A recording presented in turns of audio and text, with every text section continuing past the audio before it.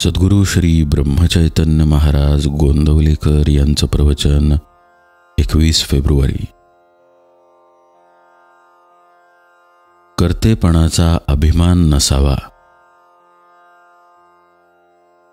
विषयात राहून परमात्म्याची भक्ती होईल का?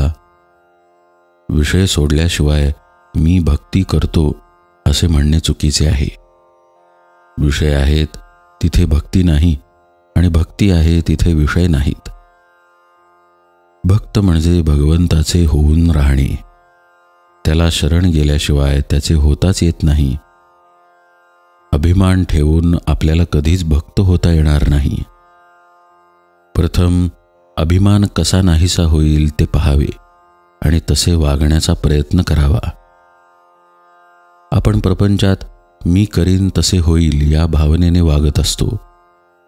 परवाच एक जण आले होते, त्यांना त्यावेळी पाहून कोणीही म्हटले असते की हे थोड्याच दिवसांचे सोबती आहेत, तरीही मी अमुक करीन, मी तमुक करीन असे ते म्हणतच होते। आयुष्याच्या शेवटच्या घटकेलाही केवढा तो अभिमान। म्हणून सांगतो की मी करतो ही भावना टाकून देऊन सर्व काही तोच करीत आहे आणि त्याची इच्छा असेल तोपर्यंत आपल्याकडून तो करवून घेत असतो, ही भावना ठेवून वागावे।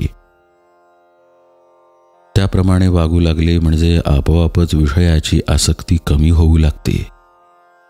मी करता आहे ही भावना गेल्याशिवाय परमार्थ करता येणे शक्यच नाही। कोणतेही कर्म केले म्हणजे अमुक एक फळ मिळेल म्हणून वेदात सांगितले आहे, त्यावरून वेद हे विषयासक्ती वाढवतात असे काही जण म्हणतात। पण वडील माणसे जसे औषध देताना गुळाचा खडा दाखवतात त्याप्रमाणे ते आहे। माणसाने फळाच्या आशेने तरी कर्म करायला लागावे।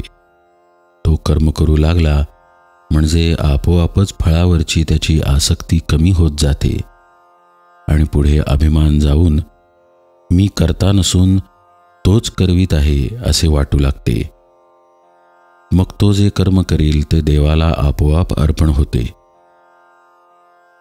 संकट आले म्हणजे आपण देवाला नवस करतो, देवाने मनासारखे दिले नाही म्हणजे देवात अर्थ नाही असे म्हणतो। पण देवाला फसवणे शक्य आहे का? तो म्हणतो, हा सुखात असताना माझी आठवणही काढत नव्हता आणि आता आठवण करतो आहे। वास्तविक देवाने आपल्याला पावावे असे आपण काय केले आहे? म्हणून केव्हाही देवाला फसवू नये, कारण देव फसला न जाता आपलीच फसगत होते। आपण प्रपंचासाठी रोज इतके काबाड कष्ट करतो, परंतु दिवसातून एखादा तास तरी देवाकरता खर्च करतो का, हे आपल्याशीच विचार करून पहावे।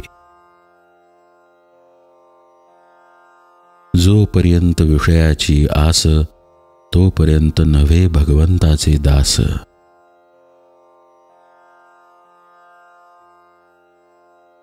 जानकी जीवन स्मरण जय जय राम।